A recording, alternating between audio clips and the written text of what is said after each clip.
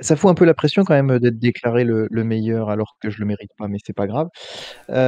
Effectivement, je vais vous présenter, je vais pas vous dire tout de suite qui c'est, même si effectivement C'est les marqué. auditeurs qui peuvent être amenés à nous regarder sur l'écran le voient.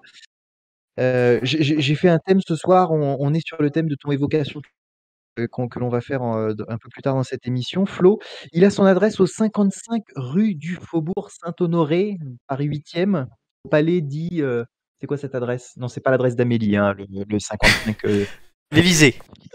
oui, voilà Flo, c'est effectivement l'Élysée et il a son adresse à l'Élysée. Ça vous dit peut-être quelque chose, non? Vous savez de qui je veux parler? Amélie. Ah non, moi je sais pas de qui tu veux parler, mais je sais que j'habite pas à l'Élysée, ça c'est certain. Alors, effectivement, il est le conseiller économie, finance et industrie dans la série Ils accompagnent le chef de l'État dans ses décisions. J'ai nommé Alexis Zajdanvet, à vos souhaits. Il occupe sa fonction au pôle économie du cabinet du président de la République depuis juin 2017. Il semblerait que Flo ait trouvé sa photo sur Internet, effectivement. Il s'appelle comment? Tu peux bien me le répéter? Oui, bien sûr, il s'appelle Alexis Zajdenweber.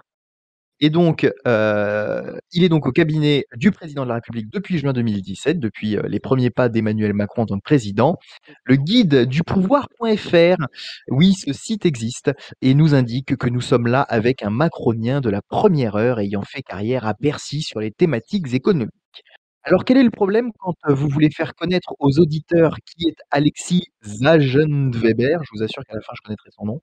Eh bien, sa biographie est payante. Un comble pour un conseiller économie et finances d'ailleurs. En tout cas, il fait partie de ces personnes ayant pu administrer des entreprises dans lesquelles l'État dispose de participation. Si je vous dis Eramet, ça vous dit peut-être rien, pas les ramettes de papier, mais la monnaie de Paris, Areva, ERDF, c'est-à-dire l'ancien nom de Enedis, j'imagine que ça vous dit quelque chose. Il est administrateur civil hors classe, ça c'est pour son grade, ça pour dire qu'il est fonctionnaire.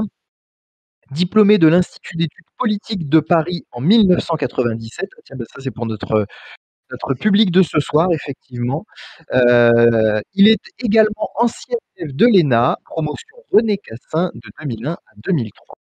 Ses collègues de bureau sont les très connus conseillers techniques économie de l'Élysée, Grégory Abat, Mathieu Landon, Charles-Henri Wemuller, Philippe Anglebert, Victor Blond, Mohamed Adnen Rogette et Julia Clavel pour établir l'équilibre homme-femme. Bref, pourquoi vous Il n'y a parlez plus de la lui ce dame soir? que tu avais dit là, il y a quelque temps? Il Comment? n'y a plus Anne-Marie machin truc? Ah si, mais elle est au pôle social et santé, elle n'est pas au pôle économie.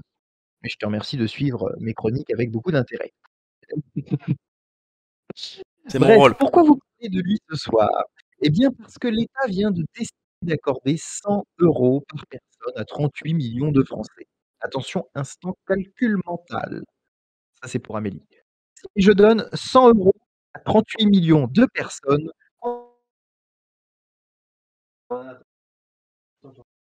eh bien, je répète. Si je donne 100 € à 38 millions de personnes, combien va coûter la mesure?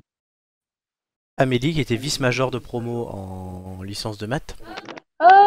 Non, mon cerveau n'est pas enclenché ce soir, alors je ne calculerai pas. Ah oui, bah écoutez, c'est quoi? 3,8 100 € milliards. à 38 millions. À combien? 38 millions? 100 € à 38 millions de Français. Eh bien, ça nous fera 3,8 milliards d'euros. Nul ne doute que Merci, Joy. Nul ne doute que le conseiller économique était de la partie quand la décision a été prise. Reste à savoir comment concrètement l'argent va ruisseler et ce à quoi il va servir dans nos foyers. Là, à quelques mois de la fin du mandat, vous pensez que c'est lié? J'en sais rien. C'est la question que je vous pose. Vous avez 3 heures. Merci, cher Nicolas. Effectivement, on n'aura pas 3 heures, hein, là, on n'a pas le temps.